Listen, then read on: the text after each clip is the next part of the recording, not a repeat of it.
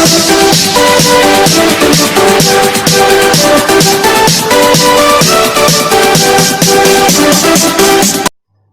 दोस्तों, स्वागत है आपका कालियाना स्टडी पॉइंट यूट्यूब चैनल पर। राजस्थान के इतिहास की हम बात कर रहे थे और उसमें पढ़ रहे थे हम 1857 की क्रांति। राजस्थान में 1857 की क्रांति हम पढ़ रहे थे। पिछले वीडियो में हमने बात करी थी कि क्रांति की शुरुआत कब हुई, कितनी राजस्थान में सैनिक छावनियां थी, और फिर हमने देख लिया था क्रांति की शुरुआत कितनी तारीख को हुई थी, और लास्ट में हम भरतपुर और देवली तक की क्रांति के बारे में देख लिया था। आप दोबारा से अगर ये डायरेक्ट एक वीडियो देख रहे हो तो पहले वो वीडियो देखना, उसके बाद में सेकंड पार्ट देखना। आज हम आगे बढ़ते हुए इस वीडियो में बात करने वाले हैं एरिनपुरा के विद्रोह के बारे में। क्रांति का पार्ट 2 है, इसके बारे में हम आज बात करेंगे। एरिनपुरा का विद्रोह, एरिनपुरा का विद्रोह।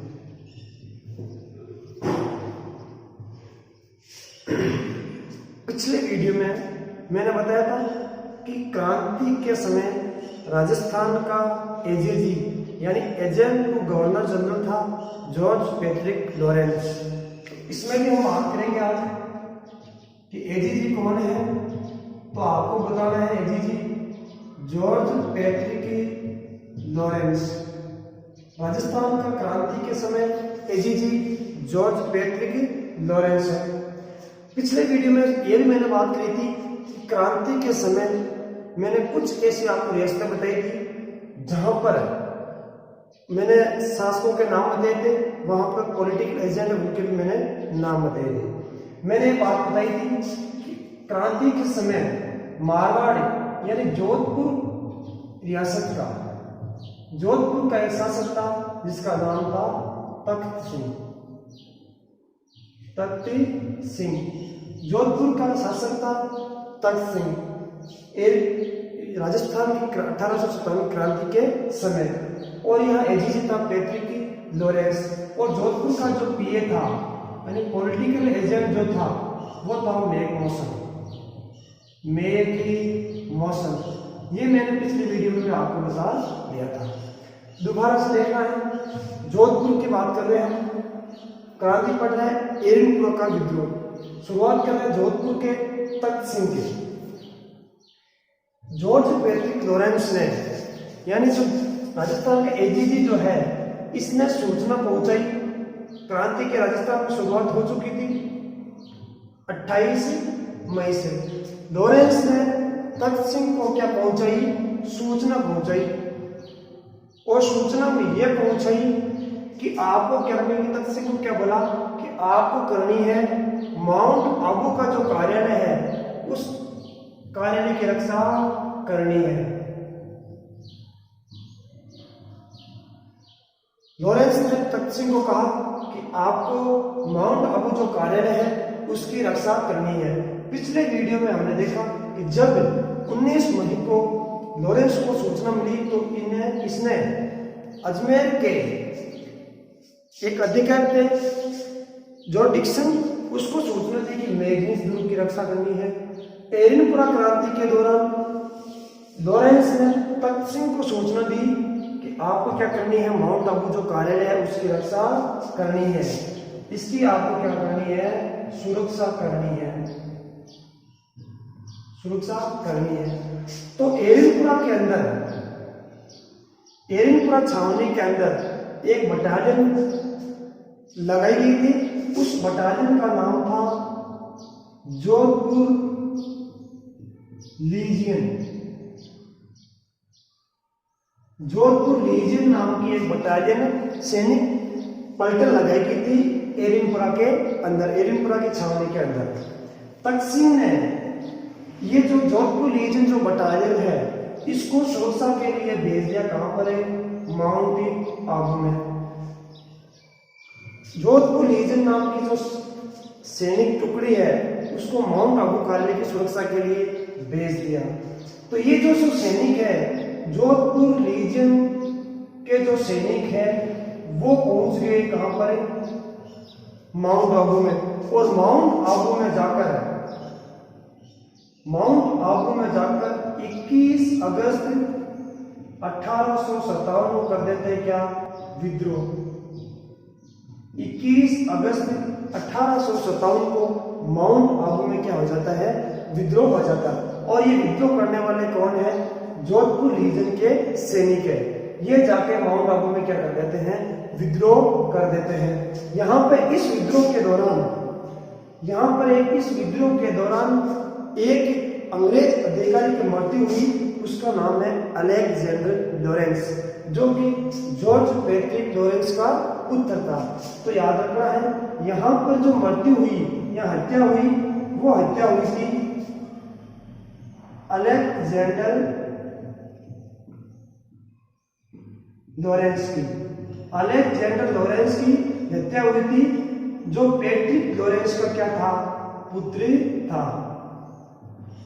जो पैट्रिक लॉरेंस का पुत्र था, इसकी माउंट आबू में विद्रोह के दौरान 21 अगस्त 1857 को हत्या हो गई थी।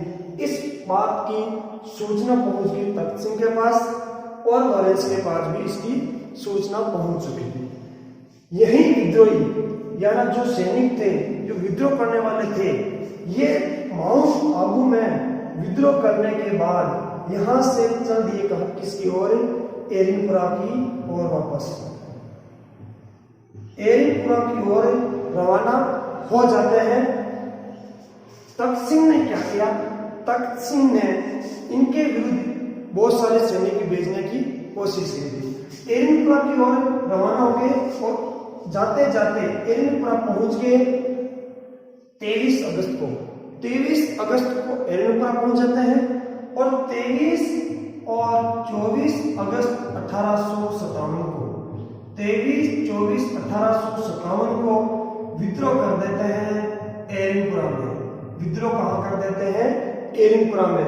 21 अगस्त को ये सैनिक जो है वो माउंट आबू में विद्रोह करते हैं और 23-24 अगस्त 1857 को यही सैनिक जो है एरिनपुरा में पहुंचकर वहां पर ही विद्रोह कर देते हैं।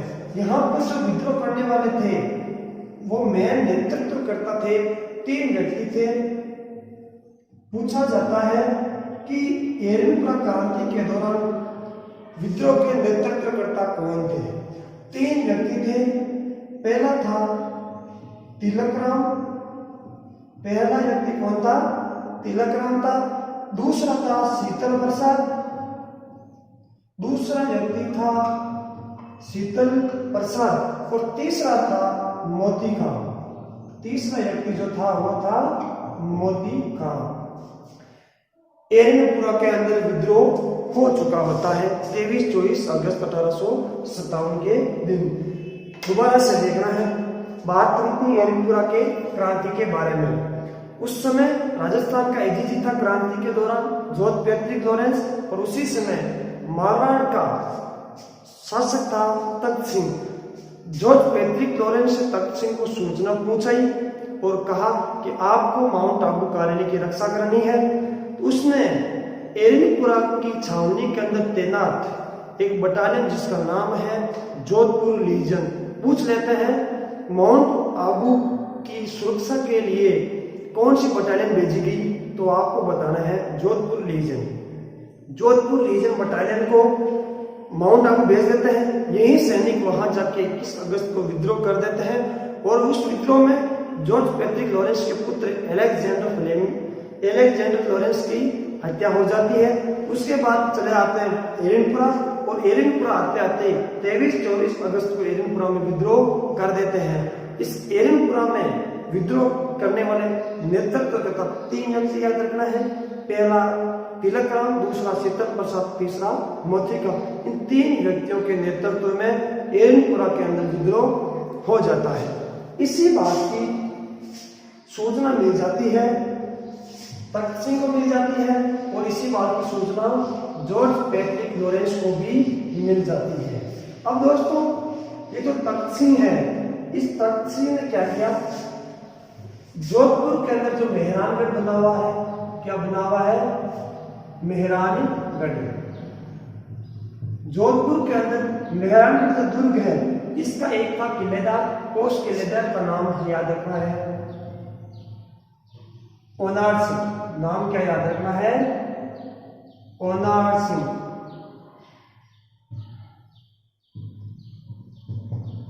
ओनार सिंह या ओनार राम जोधपुर के मेहरानगढ़ के किलेदार है या सैनिक समझ लेते हैं। ओनार सिंह उसको भेजते हैं किसके विरुद्ध? विद्रोही के विरुद्ध, जो एरनपुरा में विद्रोह करते हैं उनके विरुद्ध भेजते हैं। एरनपुरा से क्रांतिकारी निकल चुके होते हैं और वो पहुंच जाते हैं कहां पर? आहुआ में। वो पहुंच जाते हैं आहुआ में, और आहुआ पड़ता है पाली के ही अंदर। विद्रोही पहुंच जाते हैं कहां पर? आहुआ के अंदर। विद्रोही आहुआ में पहुंच जाते हैं, आहुआ पाली के अंदर है। और यहाँ पे जाते जाते इन्हीं विद्रोहियों के साथ मिल जाता है आहुआ का ठाकुर कुशाल सिंह चंपावत। ठाकुर कौन मिल जाता है? कुशाल सिंह चंपावत।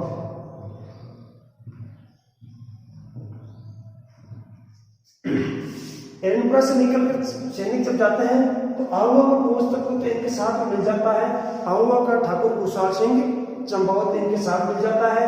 विद्रोही की सेना बहुत ही अधिक हो जाती है, विद्रोही बहुत ही अधिक हो जाते हैं। इसीलिए ये जो तख्त सिंह है मेहरानगढ़ का, जो जोधपुर का जो शासक मारवाड़ का शासक तख्त सिंह है, इसने क्या किया?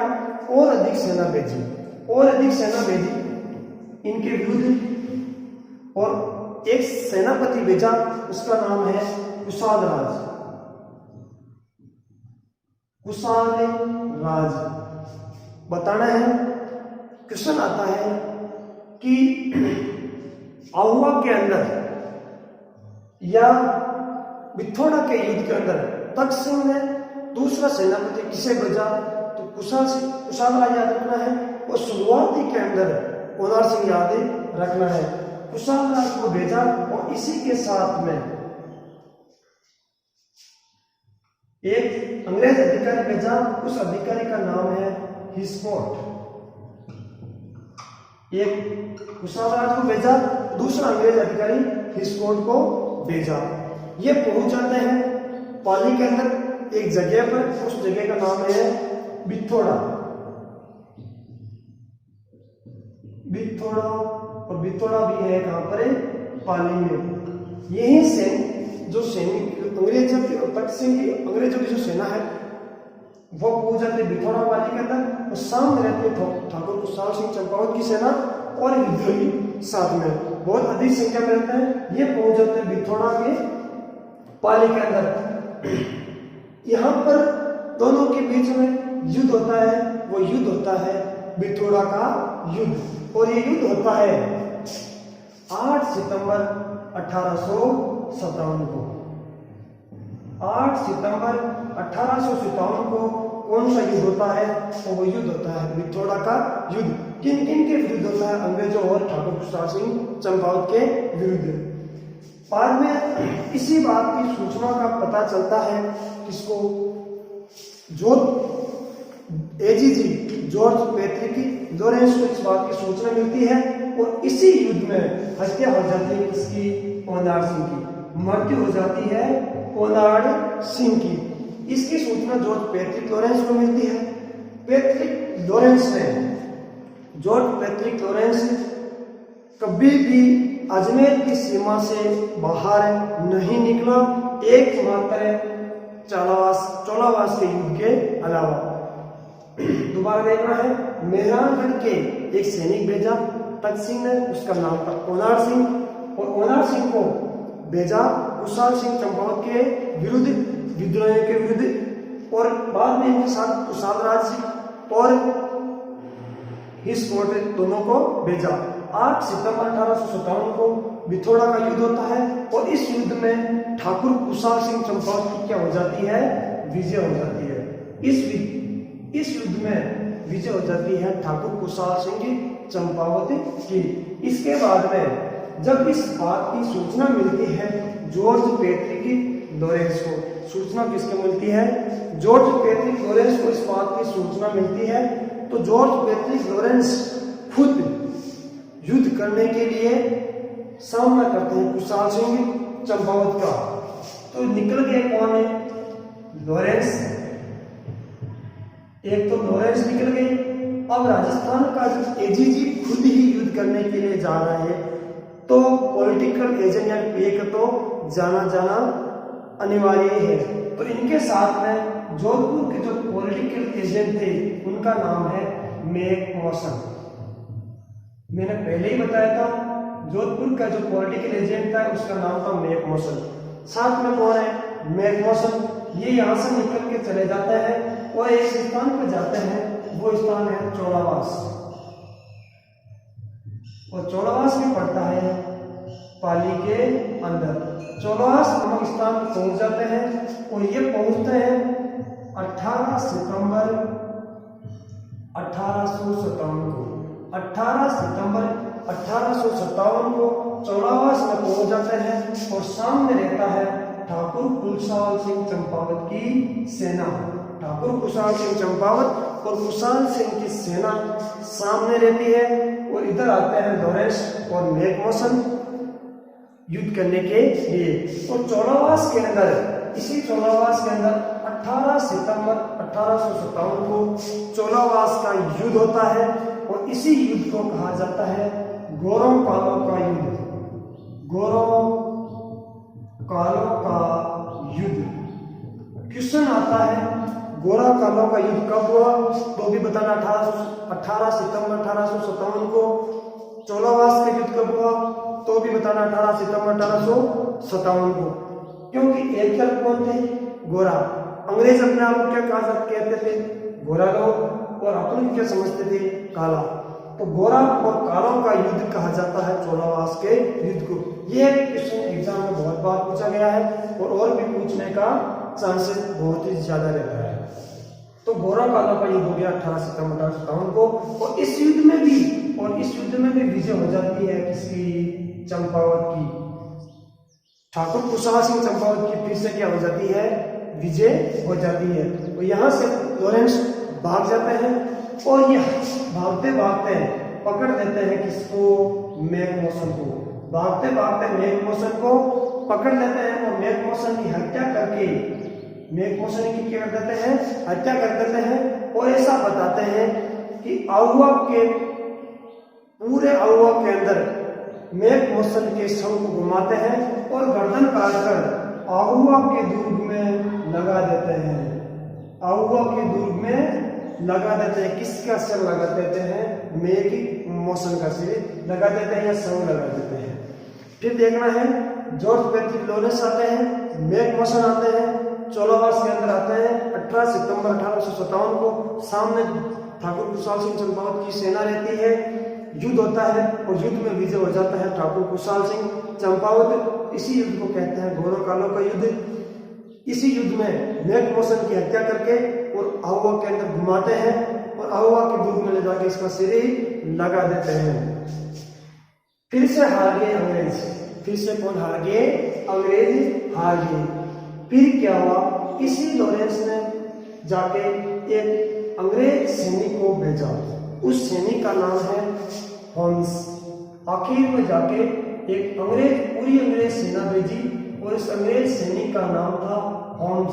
होम्स के नेतृत्व में एक बहुत बड़ी सेना भेजी कुशाल सिंह चंपावत के विरुद्ध में। और ये सैनिक होम्स जो है ये आहुआ पहुंच जाता है 20 जनवरी 1858 को। और 20 जनवरी 1858 को होम्स पहुंच जाता है आहुआ के अंदर। 20 जनवरी 1858 को आहुआ पहुंच जाता है और आहुआ दुर्ग को क्या कर लेता है? घेर लेता है। आहुआ के दुर्ग को कब घेरता है? ये दुर्ग को घेरता है 20 जनवरी 1857 को। 20 जनवरी को आहुआ के दुर्ग घेर लेता है। फिर ठाकुर कुशाल सिंह चंपावत को लगा कि अब हम जीत नहीं पाएंगे। इसके लिए तो ठाकुर कुशाल सिंह चंपावत जो है, कौन है? ठाकुर कुशाल सिंह चंपावत। इन्होंने दुर्ग का नेतृत्व अपने भाई को सौंप देते हैं। उसका नाम है पृथ्वी सिंह। पृथ्वी सिंह या प्रताप सिंह। ध्रुव का नेतृत्व किसको सौंप देते हैं? पृथ्वी सिंह या प्रताप सिंह को सौंप के यहाँ से चुपके से निकल जाते हैं और एक तारीख आती है 23 जनवरी 1858 को होम्स का आहोवा के ध्रुव पर क्या हो जाता है? अधिकार हो जाता है। आहोवा के ध्रुव पर होम्स का अधिकार हो जाता है 23 जनवरी 1858 के दिन। चंपावत यहाँ से निकल जाते हैं। आहुआ के ध्रुव को यानी आहुआ के ध्रुव को चंपावत के धन दौलत को बुरी तरीके से लूट मार मचा देते हैं और इसी ध्रुव के अंदर चंपावतों की एक कुलदेवी है। किसकी कुलदेवी बात कर रहे हैं? चंपावतों की कुलदेवी की हम बात कर रहे हैं। चंपावतों की कुलदेवी है और कुलदेवी है सुगाली माता। चंपावतों की कुलदेवी और चंपावतों की कुलदेवी है सुगाली माता। सुगाली माता के बारे में बहुत बार क्वेश्चन पूछे गए हैं। एक बार एग्जाम में क्वेश्चन आया था, कुछ भी नहीं दिया हुआ था। सुगाली माता है 10 सिर 54 हाथ, ऐसे करके 4 ऑप्शन कहते, समझ में नहीं आ रहा था। तो इसके बारे में एक और भी कभी पूछी जा सकते हैं। तो 10 तो क्या है? सिर है। 10 तो याद रखना है, सिर और 54 हाथ। 10 सिर और 54 हाथ वाली जो देवी है वो है सुगाली माता। ये ठाकुर कुशासन चंपावत की कुलदेवी या चंपावतों की कुलदेवी मानी जाती है। होम्स ने इस माता की मूर्ति को ऐसा माना कि जो कुशासन चंपावत जो है वो जब भी युद्ध करने के लिए जाते इस माता की मूर्ति की पूजा अर्चना करने के बाद यहाँ से निकलते और ये युद्ध को जीत कर आते। ये इनको भ्रम हुआ और ऐसा होता भी जरूर है, चंपावत जीते भी थे। तो होम्स ने इस माता की मूर्ति को यहाँ से उठाया और अजमेर ले आया, अजमेर लेकर आ गया। होम्स ने इस माता की मूर्ति को अजमेर लेकर आ गया। इसके लिए इसीलिए ही युद्ध चंपावत जो है युद्ध जीते थे माता की वजह से, इसलिए सुगाली माता को कहा जाता है 1857 की क्रांति की देवी। 1857 की क्रांति की देवी किसे कहते हैं? तो सुगाली माता को 1857 की क्रांति की देवी कहा जाता है। अजमेर ले जाते हैं और वर्तमान में ये जो मूर्ति है और वर्तमान में ये मूर्ति पाली के बांगड़ संग्रहालय में है। पाली के बांगड़ संग्रहालय में रखी हुई है सुगाली माता की मूर्ति। दोबारा से देखना है, हमने बात करी थी अंत में जाके होम्स सैनिक आता है, अंग्रेज सैनिक आता है और उसने आहुआ के ध्रुव को घेर लेता है और 23 जनवरी को आहुआ के ध्रुव पर अधिकार कर लेता है और आहुआ के ध्रुव को बुरी तरीके से लूट मार मचा के वहां पर चंपावतों की कुलदेवी जो है सुगाली माता की मूर्ति को वहां से उठा के अजमेर ले आते हैं और अजमेर से ये वर्तमान में जो मूर्ति लगी है वो है पाली के बांगड़ संग्रहालय के अंदर। तो बाद में यहां से ठाकुर कुशाल सिंह चंपावत आहुआ से कुशाल सिंह चंपावत चलकर एक स्थान पर जाते हैं। चंपावत एक स्थान पर जाते हैं और उस स्थान का नाम है सलूंबर। और सलूंबर के एक व्यक्ति है, उसका नाम है केसरी सिंह चुंडावत। केसरी सिंह चुंडावत के जाके क्या लेते हैं? शरण लेते हैं। चंपावत आहुआ से निकलकर सीधे सलूंबर जाते हैं। सलूंबर में केसरी सिंह चुंडावत के जाके शरण लेते हैं। उसके बाद में एक स्थान पर पहुंच जाते हैं, उस स्थान का नाम है कोठारिया। कोठारिया नामक स्थान पर जाते हैं, वहां पर एक व्यक्ति जिसका नाम है जोध सिंह। जोध सिंह के पास जाते हैं और उनके पास भी जाके क्या लेते हैं? शरण लेते हैं। ऐसा बताते हैं कि ये जो जोध सिंह है इसने कुशाल सिंह चंपावत को त्याग रुपये से मिलाने की कोशिश भी की। तो आपको बता रहे हैं त्याग रुपये को मिलाने की कोशिश जिस व्यक्ति ने की चंपावत से वो है जोध सिंह ने। कोठारिया के जागीरदार थे। ऐसा बताते हैं कि जोध सिंह जो है इसने तात्या टोपे को भी शरण दी थी। तात्या टोपे के बारे में नेक्स्ट वीडियो में डिटेल से चर्चा करेंगे। राजस्थान में तात्या टोपे की क्या भूमिका रही।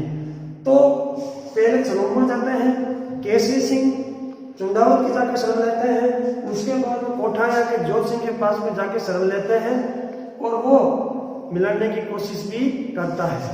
बाद में आखिर में चंपावत जो है वो चले जाते हैं नीमच में, नीमच चले जाते हैं और हम समर्पण किया था 8 अगस्त को।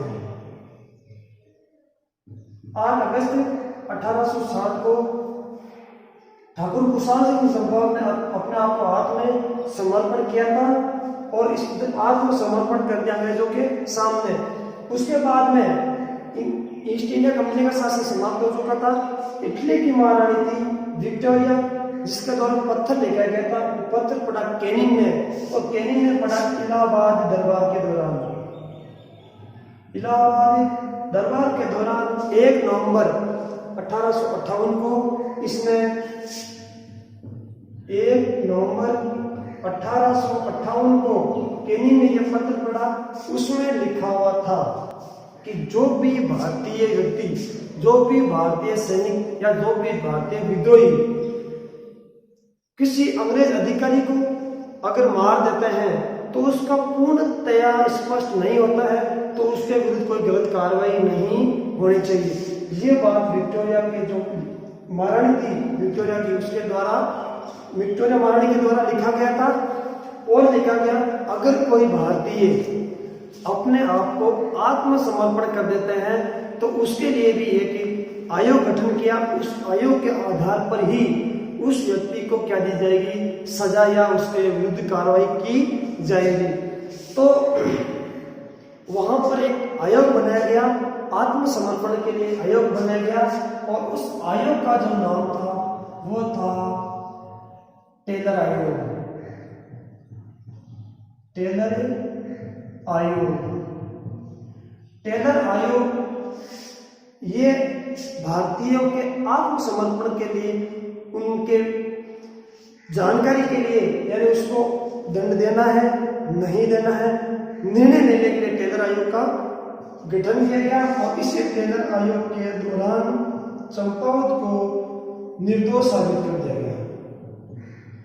चंपावत को क्या कर दिया गया, निर्दोष साबित कर दिया गया। क्वेश्चन आता है ठाकुर कुशाल सिंह चंपावत को निर्दोष किस आयोग के आधार पर किया गया, तो टेलर आयोग के आधार पर ठाकुर कुशाल सिंह चंपावत को निर्दोष बताया गया।